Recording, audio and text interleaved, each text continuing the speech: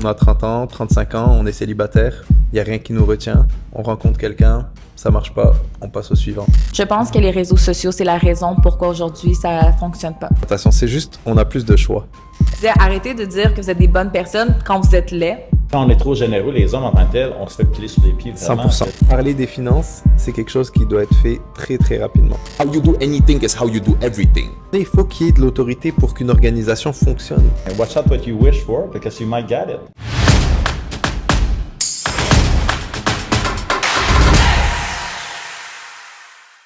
Aujourd'hui, beaucoup de jeunes adultes entrent dans leur première relation sérieuse dans un monde très différent de celui de leurs parents. Les réseaux sociaux, les exigences financières, la recherche de soi. Les codes ont changé, les attentes aussi. On parle plus d'égalité, d'épanouissement personnel, mais aussi d'indépendance financière et d'identité. Cette modernité apporte de nouvelles opportunités, mais aussi de nouvelles confusions. Comment s'aimer sans perdre son individualité? Comment concilier liberté personnelle et engagement? Ceci nous amène donc naturellement à notre thème du jour, outiller les générations de 20 ans et plus sur l'amour, les relations de couple et les dynamiques hommes-femmes. Bonjour à tout le monde et bienvenue dans ce nouvel épisode du pouvoir au féminin. Je suis votre présentateur Capikend. N'oubliez pas de vous abonner à la chaîne et d'activer la cloche de notification pour ne pas manquer les prochains épisodes.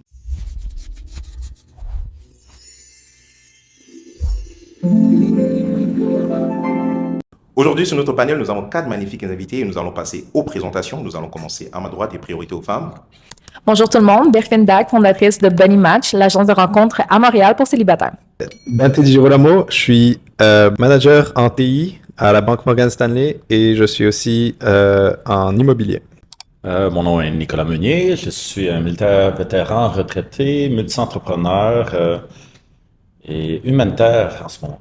Yacoub Schrott, entrepreneur en santé et bien-être en entreprise et chez les individus. Merci. Alors, comment vous allez ce soir? Ça va bien? Très bien. Ça va bien? On va commencer avec la première question. Qu'est-ce que vous pensez qui a changé dans les dynamiques relationnelles aujourd'hui entre cette génération qu'on a aujourd'hui et celle, par exemple, de nos parents? Bon, clairement, il y a une grosse différence point de vue culturel, point de vue approche et point de vue technologique aussi. La technologie a fait ouvrir justement des frontières qui étaient immenses dans le passé, évidemment. Ça peut être un ami, mais ça peut être aussi un ennemi pour la nouvelle génération. Peut-être les âges aussi dans lesquels les gens veulent se settle down. Dans le sens que je pense, moi, mes parents, ils se sont rencontrés début vingtaine, se sont mariés mi-vingtaine. Moi, je suis né, je pense qu'ils avaient 29 ans environ, et je pense que c'était comme pas mal la norme à cette époque-là, tandis qu'aujourd'hui, je pense qu'on connaît énormément de 30 ans et plus qui encore, dans un sens, vivent un style de vie ou un mode de vie de début vingtaine il y a justement un 20-30 ans. Donc, je pense que on a repoussé un peu, pas je pense, c'est un fait, on a repoussé les âges qu'on veut fonder une famille, etc. Pour le bien ou pour le pire. Je dis pas que c'est bon ou mauvais, mais genre Mais c'est de juste ton une point de vue, c'est observation. quelque chose de bien, c'est quelque chose de mauvais. Est-ce que ça a aidé à améliorer les dynamiques de couple ou par contre, ça a fait baisser la qualité des couples aujourd'hui? À mon avis, peut-être au moins un avantage. Je sais pas si je peux parler pour la vue d'ensemble, mais au moins un avantage, c'est plus on a le temps de date et de quand même autant découvrir le sexe opposé ou le même sexe, dépendamment de qui on date, mais aussi de se découvrir, parce qu'on se découvre à force de dater. On est challengé par nos partenaires, on réalise des choses sur soi-même. Donc, veut pas, si on se marie à, disons, 30 ou 35 ans versus 20 ou 20 ans, ce 10 ans de différence te donne quand même un avantage tu sais plus qui tu es et qu'est-ce que tu veux en relation. Donc, je pense que c'est quand même un avantage de ce côté-là au moins. Mais dans les faits, aujourd'hui, les gens ont tendance à beaucoup plus divorcer que dans le passé. Ça, c'est vrai. Donc, est-ce que le fait qu'on vieillisse garantit forcément le fait qu'on a plus de maturité, plus capable de rester en relation de couple? Est-ce que tu penses pas que ça fait plutôt l'effet inverse? Moi, je pense pas. Pour la simple raison que quand on est jeune, on est beaucoup plus malléable, on s'adapte et on se fige à un moment donné dans notre vie. Et si on se fige étant célibataire et bien, eh ben, on risque de le rester. Alors quand on se met en couple à 20 ans, on a des enfants, on forme une famille, ben on est un petit peu figé après dans cet environnement où on a envie de se développer quand même, mais on a des contraintes, on a des responsabilités, on a une famille. Alors qu'aujourd'hui, on a 30 ans, 35 ans, on est célibataire, il n'y a rien qui nous retient, on rencontre quelqu'un, ça marche pas, on passe au suivant. Ben, c'est très vrai ce que tu as dit, mais je pense aussi que Ça a des avantages, comme ça peut avoir énormément d'inconvénients. À ton avis, c'est quoi les inconvénients, par exemple, ou les avantages, par exemple? Ok, Des réels inconvénients ou des réels Ouais. avantages? avantage de se marier, d'avoir une famille jeune, c'est que on a vraiment le temps de se développer, de fonder une famille, de voir nos enfants grandir, puis ensuite nos enfants s'en vont, puis on est peut-être à 45 ans, 50 ans, puis on est avec notre femme, on a réussi notre vie, et on peut voyager le monde. On n'a plus des enfants en bas âge. Le mauvais côté, c'est que si on a des enfants trop tard, c'est que ben voilà, t'as 50 ans ou t'as 55 ans et t'as des enfants de 3 ans, 4 ans, Ouais, t'as pas envie d'avoir Exactement. à cet âge-là, t'as envie de voyager, de profiter avec ta femme, tu veux que tes enfants soient indépendants, tu veux qu'ils aillent dormir chez les amis, t'as pas envie d'avoir un bébé à t'occuper. Moi, ça, je pense que c'est le gros désavantage de fonder une famille quand t'es âgé. Et toi, tu penses quoi de ça?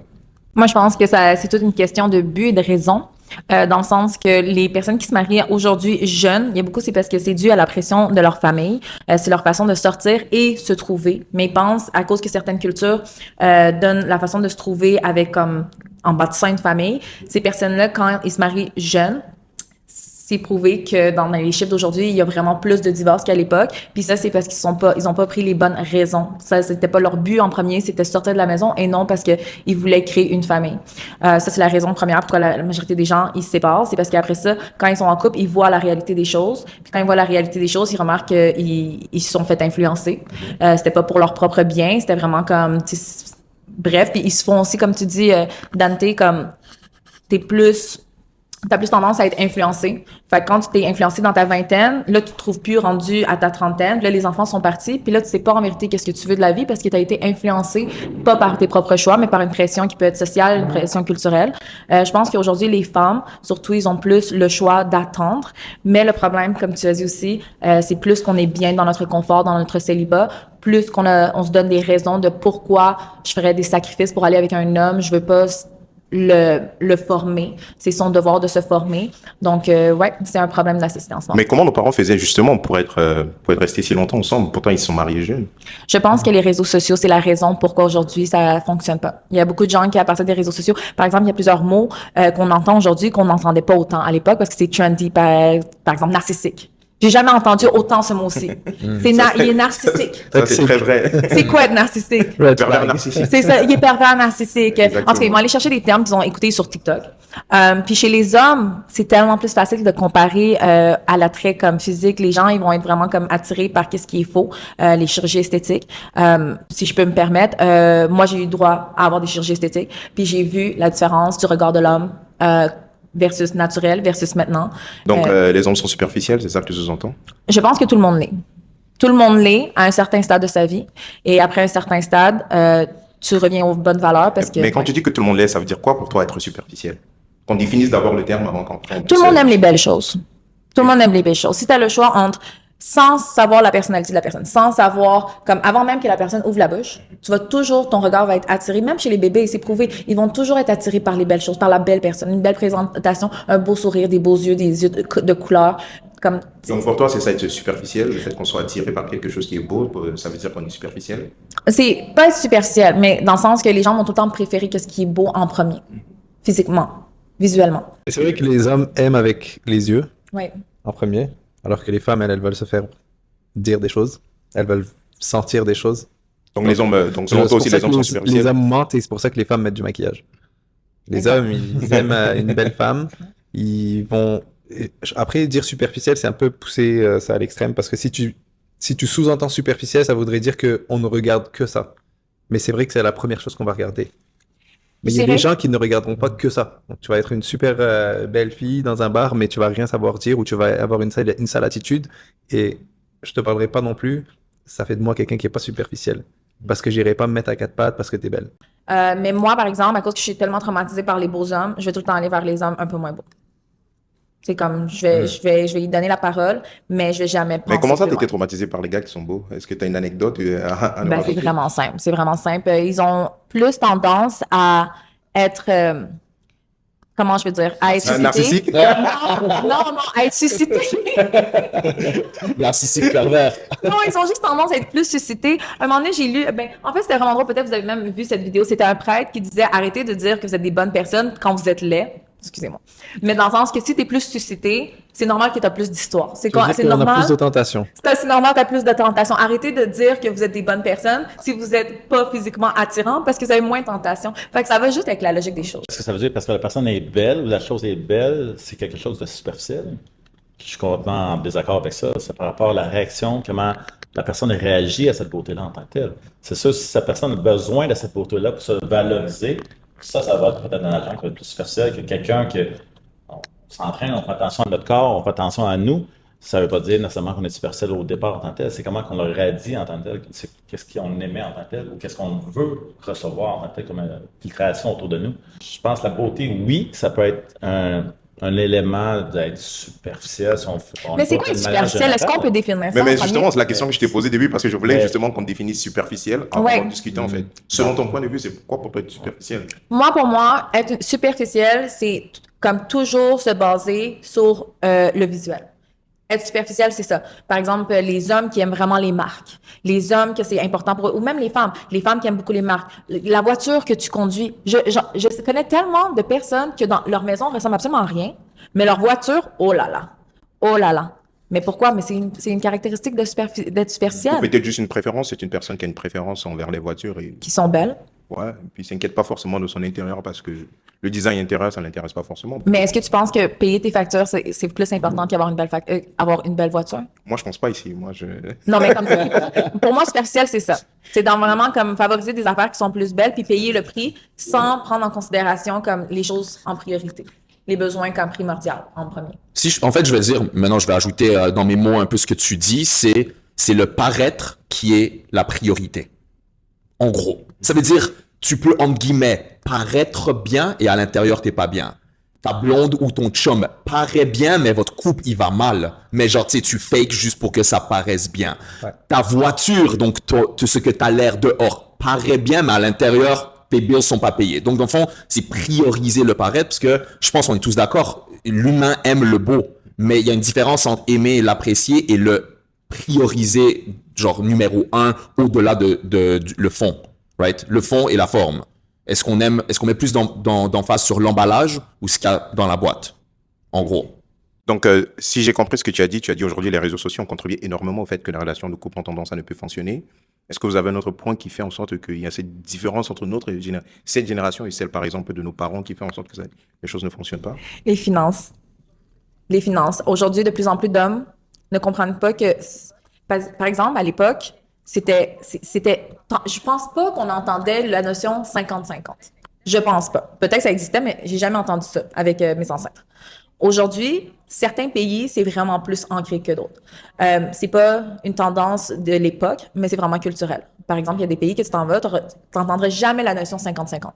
Mais oui, une femme, si elle a un emploi, si elle gagne sa vie, elle va vouloir contribuer, comme ça vient d'elle-même. Les personnes qui ne veulent pas contribuer, je pense que c'est vraiment des gens, premièrement, t'es selfish. Tu comprends pas le côté de bâtir ensemble. C'est ça en vérité.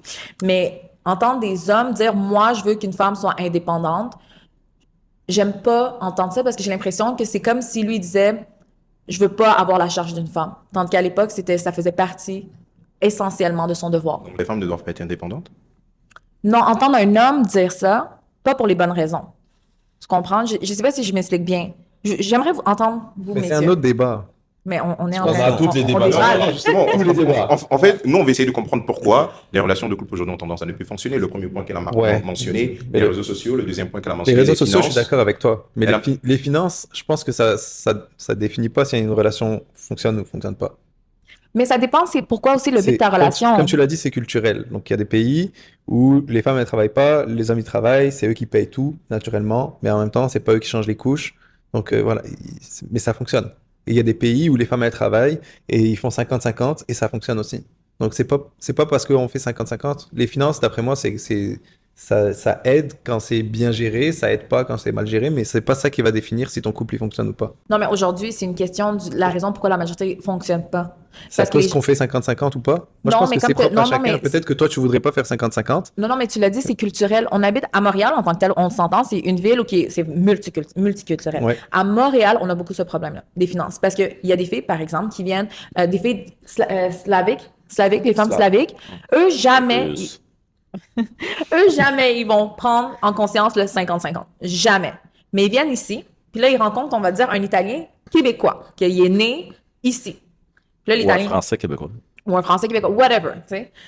Normalement, les Italiens, en Italie, il n'y a pas la notion 50-50 non plus. Mais là, ici, puisque lui, il a grandi avec la notion québécoise, pour lui, c'est normal 50-50. Mais la femme slavique qui vient d'arriver, on va dire, d'Ukraine ou de Russie, jamais, même si elle habite au Québec. Fait que oui, c'est Ouais, mais là, il culturel. n'y a pas de relation qui se donne.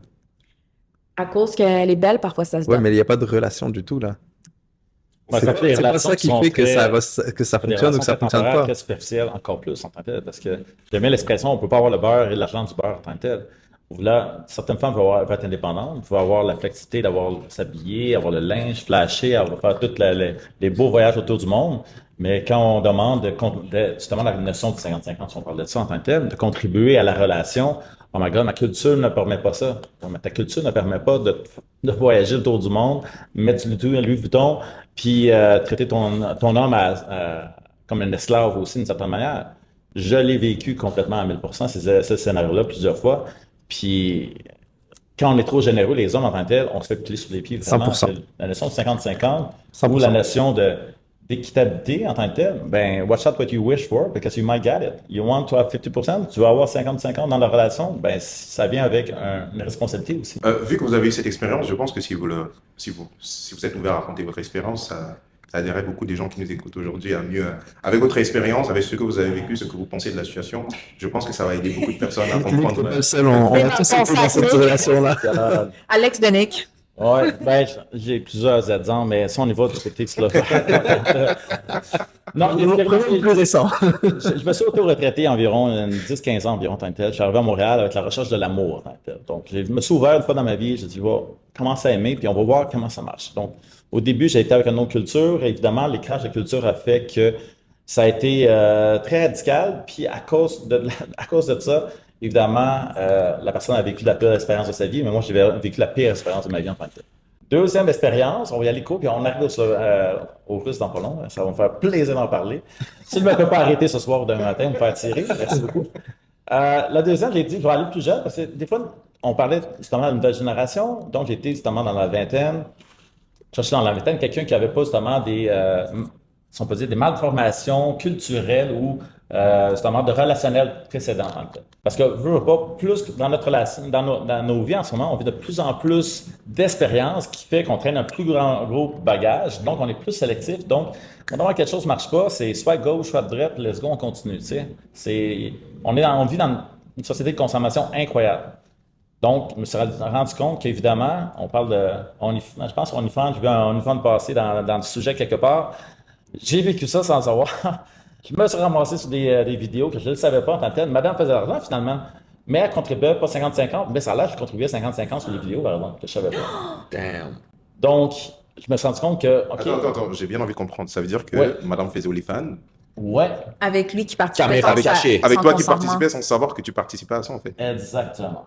Damn. Et l'on en prison. Alors là, mesdames, si vous, comme je comprends pas, ça c'est un truc pour vrai que je comprends pas. Pourquoi les c'est femmes lunaire. font aux hommes qu'est-ce qu'ils aimeraient pas qu'on leur fasse? Je vois ça de plus en plus et je respecte tellement pas Nous ça. autres, les hommes, on peut pas se faire accuser, on peut pas se plaindre de ça en tant que tel. On a eu du sexe, donc on est correct. Mais on reverse la situation. Si un homme filmerait une femme à son insu, Mais oui. on est fini. Là. Ouais. Ta réputation, ta carrière. De l'autre côté, non, quelques milliers de dollars. Merci, monsieur, désolé pour ça. On vous donne un pourcentage des gains de madame, puis on continue. Là. C'est quasiment un high five qui vive la féminité.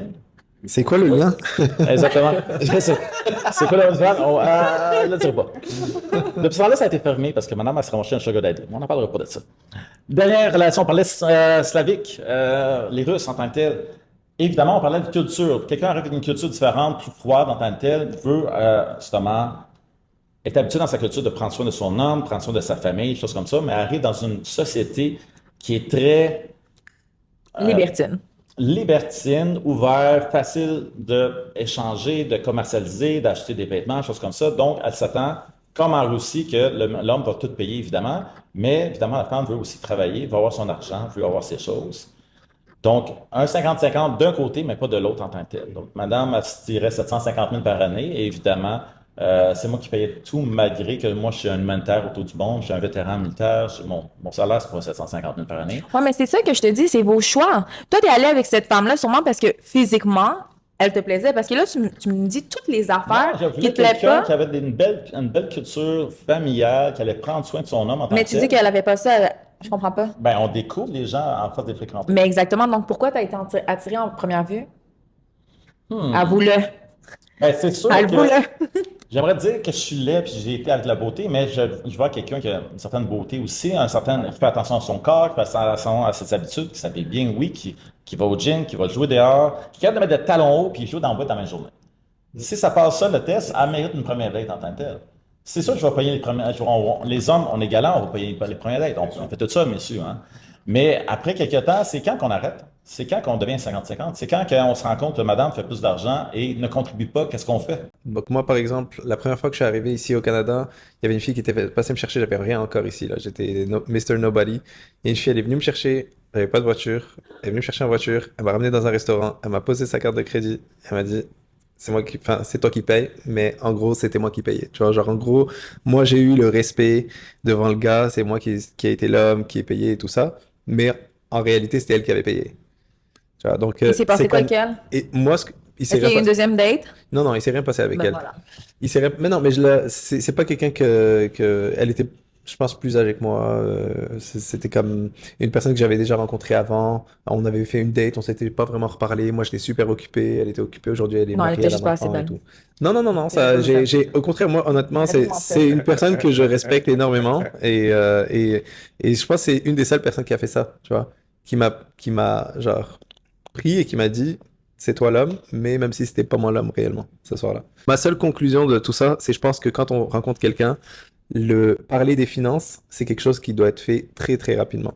Parce que sinon, on tombe comme dans des relations comme Nick, où tu prends soin de la fille en pensant qu'un jour, peut-être les choses vont s'équilibrer, mais ça s'équilibre jamais, et le fossé ne fait que se creuser en réalité. Et plus la fille consomme et a des hautes attentes, et plus le ravin il va être profond. Ça, c'est quelque chose qu'il faut dire aux jeunes, arriver à parler de ça rapidement dans les relations. Après 1 mois, 2 mois, asseyez-vous avec la fille et parlez de c'est quoi tes attentes? Qu'est-ce que tu attends? Qu'est-ce que tu veux? Est-ce que tu veux travailler? Est-ce que tu veux pas travailler? Tout est respectable. Mais il faut voir est-ce que ça fit avec tes principes, avec tes finances, Je dirais même ta de le culture. faire avant même de s'attacher à quelqu'un en tant que tel. Parce que si tu as un attachement, ton jugement va être un petit peu C'est vrai, c'est biaisé. foggy en tant que tel. Alors, on a énuméré 2 points. On a parlé des réseaux sociaux, on a parlé des finances. Est-ce que vous avez un troisième point? J'aimerais ajouter la dynamique et l'énergie, un peu l'essence féminine et masculine. Je pense qu'ils ont énormément basculé. Et encore une fois, C'est-à-dire? pour le bien ou pour le pire, les femmes, en ayant beaucoup plus de droits, dans un sens, on parle il y a, tu sais, même pas 100 ans, elles pouvaient pas voter, elles pouvaient pas avoir de compte en banque. Évidemment, elle avait ce rôle-là à la maison. Là, maintenant, tout à coup, elles peuvent avoir un travail, elles peuvent être indépendantes et, entre guillemets, survivre sans homme. Ben, dans le fond, ça les fait quand même passer plus dans une énergie masculine qui est justement, j'ai pas besoin de toi, je me démerde toute seule.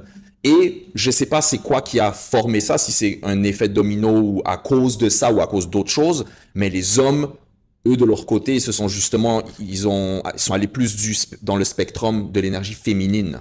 Donc dans le fond, ça fait en sorte, je pense qu'il y a énormément de clash lorsque les gens se rencontrent, parce que les énergies, c'est quelque chose qu'on n'arrive pas, on peut pas expliquer, c'est quelque chose que tu ressens, right? Comme la chimie, lorsqu'on dit, ah, j'ai une bonne chimie avec cette personne, mais c'est pas quelque chose qui est évident à l'œil, c'est pas, t'as l'air d'un homme, mais peut-être tu agis ou tu as une énergie féminine, et il y a rien de mauvais, on a tous les deux énergies en nous. Mais si t'es un homme et t'as une énergie féminine prédominante, et t'essaies de trouver une femme féminine, il y a un clash parce que ça s'attire pas, c'est comme deux aimants. Les polarités sont pas... Exactement. Donc, dans le fond, il y a quand même ça qui crée la réalité que, dans le fond, il y a, je pense, de moins en moins de couples, il y a de moins en moins de ces matchs qui se font naturellement parce qu'il y a comme un revirement de ces énergies. Ok. Est-ce que tu penses que les femmes de cette génération sont devenues beaucoup plus masculines? Définitivement. Définitivement, mais je vais vous donner un exemple. Moi-même, je trouve que je suis très masculine parce qu'avec le fait d'avoir une entreprise et le fait de venir d'une famille avec juste des hommes, J'ai pas eu un exemple féminin qui fait en sorte que je sais exactement comment agir. Et c'est grâce aux réseaux sociaux ou à des films que je vois comment une femme peut agir, mais c'est ma seule référence. Puis la majorité des gens ne comprennent pas que c'est à cause de ça en partie, c'est qu'on n'a pas de référence à comment agir en tant que femme. Mais je vous donne un exemple. Quand j'étais jeune, mon père, il m'ouvrait jamais les portes de voiture. C'est pas dans sa culture à lui, c'est pas quelque chose. Mais en grandissant, j'ai commencé à voir ça on va dire dans les films. Et en grandissant, là, c'est rendu que des fois, il y a des hommes qui le font. Donc, quand un homme décide de prendre le lead et le fait, je me sens féminine. Donc, je peux pas attendre ça de tous les hommes, mais quand un homme décide de prendre le lead et lui, il est dans son énergie masculine, je peux être finalement dans mon énergie féminine. Tu as énuméré un très bon point en ce qui concerne le père, en fait. Je pense que c'est quelque chose de super important et que si on élaborait un peu plus là-dessus, ça aiderait énormément de personnes. Tu as raconté ton anecdote, tu as dit que ton père, justement, il t'a jamais vraiment ouvert la porte. Donc, il t'a pas montré ce modèle à la base, t'a pas permis de te reposer dans ton féminin sacré. Pour toi, avec l'expérience peut-être que tu as eu à ton père ou l'expérience aujourd'hui que tu as dans la vie, quelle est l'importance du père dans la vie d'une fille? Ton père, c'est ton modèle numéro un. La majorité des gens, ils disent que le père, c'est le héros. Puis souvent, on dit souvent qu'on cherche notre père comme étant comme notre partenaire dans notre père, un peu. Moi, personnellement, il y a certains aspects que oui, je recherche que mon père a. Par exemple, mon père, c'est un grand provider pour la famille. Mais à cause qu'il était tellement provider au niveau de l'emploi, il était jamais présent émotionnellement. Mon homme, s'il ressemble de ce côté-là à mon père, ça marchera jamais parce qu'à cause de ça, ça fait beaucoup de manque chez moi en tant que petite fille. Quand un homme n'est pas sensible aux émotions, il n'est pas intelligent émotionnellement, ça va aller chercher une femme, une petite fille masculine. Les gars, vous pensez quoi ça, entre nous hommes, la présence du père pour nous? Est-ce que je peux commenter là-dessus? Ouais, bien sûr. OK. J'ai une fille en tant que telle de 24 ans. Donc, pas de jugement par rapport à mes discours précédents. Euh, ma fille, un jour, m'a dit il y a quelques années, et a commencé à arrêter de me contacter beaucoup. Pas seulement parce que ma conjointe avait le même âge, mais surtout parce que elle dit, Papa, tu m'as gâché tous les hommes. Moi, je comprenais pas l'histoire. Je dis, pourquoi tu as gâché tous les hommes? Si tu me connais très bien, je suis un homme qui ouvre les portes, je suis un homme qui tire la chaise de la mademoiselle, je suis la personne qui est trop, justement, gentleman, whatever thing. Je fais attention à ma fille, à ma mère, à ma partenaire, à toutes les femmes autour de moi énormément parce que mon père n'était pas très sympathique envers les femmes. Moi, j'ai overcompensé en tant que tel. Donc, ma fille m'en veut en ce moment parce que elle trouve pas d'homme comme ça. Et là, elle est fâchée que tous les hommes, c'est tous des connards, comme elle dit. C'est tous des hommes qui sont pas galants, qui font pas ces attentions-là. Et là, ça ramasse seulement des minables qu'elle est tannée, a rendu à son âge, elle a essayé plusieurs fois. Elle ne me présente même plus ses copains parce qu'elle dit c'est sûr qu'il ne fitera jamais dans ton barème parce qu'il ne fait pas dans le mien. Que je pense que le juste milieu est assez intéressant à trouver. J'ai hâte de voir comment la nouvelle génération va figurer, comment équilibrer le tout en tant que tel. Parce qu'on passe d'une vieille génération que les parents n'avaient pas de droit, puis maintenant ils ont tous les latitudes d'avoir leur compte de fées d'une certaine manière. Comment ils vont trouver le juste milieu, c'est ma question. Moi, je pense que le père, en fait, comme la mère, hein, mais les parents, ils ont tous les deux un rôle à jouer. Et un petit peu comme on essaie de déceler qu'est-ce qui fonctionne pas, en fait, c'est souvent, c'est souvent des parents que viennent, en fait, les manques chez les gens. Donc, tout le monde qui a un manque à droite, un manque à gauche, comme un manque de confiance en soi ou un manque voilà, de sentiment de féminité parce que ton père, il t'a pas senti qu'il t'a ouvert la porte, des choses comme ça. Mais je suis sûr que ton père, il t'aurait protégé pareil.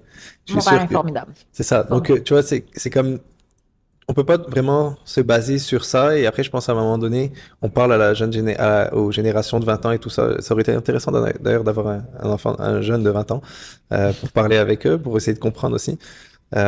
Mais où je voulais en venir, c'est que c'est sûr et certain que nos parents, ils ont une part de responsabilité dans les choses qui nous rendent grandes et les choses qui nous rendent petites. Il y a des choses qui nous font briller, il y a des choses qui nous rendent vraiment pas beaux. Et c'est sûr qu'il y a une part de responsabilité chez nos parents. Mais à un certain âge, on est assez grand pour s'en rendre compte. Toi, tu t'en es rendu compte, toi, tu t'en es rendu compte. On se rend compte que mon père, moi, il faisait pas ci, ma mère, moi, elle faisait pas ça, et j'ai envie de overcompensate, ou bien alors juste compenser, et on agit après à notre propre manière. Donc je pense que oui, ça a une importance, mais à un certain âge, on est capable de faire de la rétrospection et de regarder un petit peu dans notre sac à dos qu'est-ce qu'on a hérité et travailler sur ça. La vingtaine, c'est parfait pour ça. Moi, je suis arrivé ici au Canada, j'avais 20 ans et c'est là que j'ai sorti mon sac à dos, enlevé toutes les choses qui me fitaient pas avec le Canada, qui fitaient plus avec moi réellement, qui venaient du Maroc, qui venaient de France et je suis reparti à nouveau. Donc, on va essayer de trouver un quatrième point. Est-ce que vous pensez qu'il y a un quatrième point? On en a énuméré 3. On a parlé des finances, on a paré de l'énergie féminine et de l'énergie masculine. Et le tout premier, c'était l'âge à laquelle les gens se Ce case. Les on a réseaux parlé des sociaux. réseaux sociaux en Ouais. troisième. Ouais. Ah, ça veut dire, là, on a manqué un point. On a L'âge. Ben, ça, c'était le premier point de Jacob, quand on a parlé de l'âge, à quel point les gens aujourd'hui, ben, ils retardent le moment où Ouais. ils se mettent en couple, ils retardent le moment où ils se mettent, où ils fondent une famille. C'est aussi un rapport avec, ben, aujourd'hui, l'espérance de vie, c'est 100 ans quasiment. On est à 80, 70, entre 70 et 100 ans. Avant, tu mourais à 50 ans, tu savais pas pourquoi. Donc les gens, ben, ils avaient pas le choix de vivre leur vie plus tôt. Est-ce qu'il y a un cinquième point? Rétrospection. Tu l'as bien dit tout à l'heure. Le fait qu'aujourd'hui, il y a plusieurs personnes, de plus en plus les gens sont aware. De plus en plus des gens vont en thérapie. Pour certains hommes, c'est tabou. Mais de plus en plus, les gens, ils vont faire qu'est-ce que les autres leur disent de faire pour être meilleurs. Mais je pense que la rétrospection, ça reste quand même, beaucoup de gens vont pas aller où il y a leur bobo pour les guérir. Ils vont tout le temps comme dire c'est à cause de l'autre personne. Ou je suis malchanceux. Par exemple, j'entends souvent ça chez les femmes ou les hommes. Ben moi, je pogne tout le temps la même affaire. Ouais, mais c'est pas toi, tu pognes pas la même affaire, c'est tu choisis la même affaire. Je dirais que le fait que les gens, ils ont pas tendance à, parfois, comme tu sais, c'est comme une corde, tu l'aimes tellement la corde, tu la serres, mais comme ta main, elle se blesse, puis là, tu te lames, puis là, comme ça saigne. Des fois, il faut mieux lâcher la corde. Il y a une corrélation avec justement les réseaux sociaux dont on a parlé, qui est, on est aujourd'hui beaucoup plus habitué au instant gratification, tout se passe vite, on a 1 million d'options avec toutes les applications, mais aussi même notre rythme de vie avec tous les réseaux sociaux. Ça fait en sorte que justement, on a moins besoin de dig deep parce qu'on a plus d'options et aussi on veut juste le plus vite arriver à la prochaine option. Mais surtout aussi, on est tellement habitué, et ça a été démontré par plein d'études, à avoir une gratification, justement, instant gratification qui nous fait sentir bien, qu'on n'est pas bien avec être inconfortable. On n'est pas bien à introspecter. Donc, même si on va voir un thérapeute, on va, disons, entre guillemets, apprendre quelque chose sur un trauma passé, et là, on va vouloir bypass ça le plus vite possible, parce qu'on est habitué, parce qu'on vit et on est plus, how you do anything is how you do everything. Donc, dans le fond, dans un univers et dans un monde où les choses vont vite, où le spam d'attention est de plus en plus court, ça fait en sorte que, même si, disons, à cause qu'en plus maintenant c'est un peu à la mode, si on veut le développement personnel et l'introspection, tu vas peut-être découvrir la source, entre guillemets, du problème, mais après tu vas être comme, ok, mais maintenant passons à autre chose. Maintenant, je peux le nommer, donc c'est comme s'il était réglé, mais pas du tout. C'est pas parce que tu pointes du doigt le problème que le problème est réglé. Tu viens, oui, de le découvrir. C'est un bon début, mais il est pas réglé. Mais on n'a pas envie parce que c'est inconfortable et surtout, en 1 seconde, on peut se sentir mieux et rapidement. On est tous d'accord que les réseaux sociaux influencent énormément les relations de couple aujourd'hui. Alors, si vous êtes avec un partenaire et que justement, vu qu'on sait que ça contribue au fait qu'on se sépare et que votre partenaire vous dit, par exemple, mets-toi en privé ou supprime tes réseaux sociaux, vous réagissez comment? Moi, je pense juste la manière que tu l'as dit, et je sais pas si c'est ça que tu voulais un peu toucher, ça dépend de où ça vient, parce que l'action elle-même peut être bonne, entre guillemets, mais l'intention ou d'où ça vient peut être néfaste ou toxique. Ça fait du contrôle ou... Exact. La manière que tu l'as dit, c'est clair que c'est en mode je te contrôle ou je te donne des ordres. Déjà là, je pense une dynamique de couple, si surtout on veut que ça soit un couple épanoui et heureux et bien et en santé, ça peut pas être venant de ce genre d'énergie et de ce genre d'endroit. Donc ça devrait être plus une discussion et peut-être même une décision à deux. Mais pourquoi pas? Si ça vient un peu d'un endroit d'autorité et de protection, pourquoi pas? Si ton homme te dit, moi je veux que tu enlèves les réseaux sociaux ou que tu te mettes privé, c'est pour la protéger, c'est pour te protéger, c'est pour nous protéger, pourquoi pas? Mais aussi, dans le fond, pourquoi tu voudrais garder les réseaux sociaux si ces réseaux sociaux-là ne t'amènent rien? Par exemple, comme moi, mes réseaux sociaux, ça fait partie de mon travail. Mais si je suis dans une ambiance de couple où comme vraiment j'aime mon homme, puis il me demande de fermer mes réseaux sociaux pour des bonnes raisons, Par exemple, bah, ben, tu sais, j'ai l'impression qu'il y a des gens qui te parlent puis que c'est pas pour les bonnes raisons. Ben là, je pourrais dire, OK, ben si moi, j'arrête de répondre à ces gens-là, mais que je garde mes réseaux sociaux pour le travail. Tu sais, si je fais un compte juste professionnel. Je pense que c'est tout dans la façon d'approcher le sujet. Il y a des gars qui c'est ça, c'est pour contrôler. Puis il y a des filles aussi, c'est pour contrôler. Ah ben là, moi, je veux... Un exemple. Shout out à Mais Anthony. pourquoi contrôler, c'est vu de manière toxique? C'est ça qui me fait un Non, peu... non, mais c'est ça qui me fait rire, c'est pourquoi est-ce que le contrôle vient nécessairement d'un point négatif, d'une intention négative? Mais parce que chaque personne veut pas prendre ses propres décisions, même si tu as une vie à deux, il y a une discussion qui se crée, mais chacun prend ses propres décisions. Tu peux pas, à mon avis, tu peux pas dire à ta femme, à ton homme, fais ça, fais pas ça. Tu peux l'inviter, tu peux lui demander pourquoi tu fais ça. Moi, je pense que moi, j'aimerais que tu fasses ça. Ça, c'est une invitation à une discussion. C'est pas un ordre. Un ordre, c'est un général qui donne un ordre à un soldat. Une discussion, c'est une communication entre deux humains qui se respectent et qui veulent arriver à un certain objectif. On s'entend qu'une organisation, une famille, c'est une organisation, une armée, c'est une organisation. S'il n'y a pas une autorité et qu'on est tout le temps en train de discuter, bon, alors est-ce qu'on devrait aller faire la guerre? Est-ce qu'on devrait se défendre? Est-ce que? Mais là, mais attends, on n'a pas demandé à ma femme qu'est-ce qu'elle pense. À un moment donné, il faut qu'il y ait de l'autorité pour qu'une organisation fonctionne. Et c'est ça que les gens, aujourd'hui, refusent complètement de comprendre et d'accepter encore, c'est le côté, il y a une autorité. On en parlait tout à l'heure, je te disais, les hommes, on est wired comme ça, on a un code génétique qui nous force à vouloir contrôler, protéger, aller à la guerre. Ça fait partie de notre... Justement, on parlait d'énergie masculine. Est-ce que tu peux permettre, justement, de ton point de vue, c'est quoi l'énergie masculine? Parce que j'ai parfois l'impression que les personnes aiment tout ce qui est positif de l'énergie masculine, mais n'embrassent pas l'autre polarité de l'énergie masculine, parce que ça a deux polarités. Et pourtant, c'est respectable, parce que quand le bateau il coule, le capitaine coule avec le bateau. Mais justement, j'aimerais que les femmes qui nous regardent aujourd'hui, que tu peut-être essaies mieux d'élaborer ça pour elles, qu'elles comprennent les aspects positifs de l'énergie masculine. C'est simple. Si je te donne le devoir de protéger une fille de 14 ans, ok, on va dire que bon, là, je dis une fille de 14 ans, mais c'est parce que là, les gens, ils vont dire, ouais, mais moi, je suis pas une fille de 14 ans. Et ils vont dire, moi, je sais réfléchir. Mais disons qu'on parle d'une fille de 14 ans qui, elle a pas toute sa tête et elle est très émotive et toi, ton rôle, c'est de la protéger. Est-ce que tu veux avoir l'autorité de pouvoir lui dire, on va à droite ou on va à gauche et qu'elle t'écoute sans que ce soit toujours une discussion et que ce soit toujours parce qu'on peut avoir la discussion. Est-ce que tu es d'accord que les réseaux sociaux, c'est de la merde? Dans notre couple, ça marche pas. On fait que se faire texter à droite, à gauche. Oui. OK. Si je te demande de l'enlever, tu l'enlèves? Oui, parfait.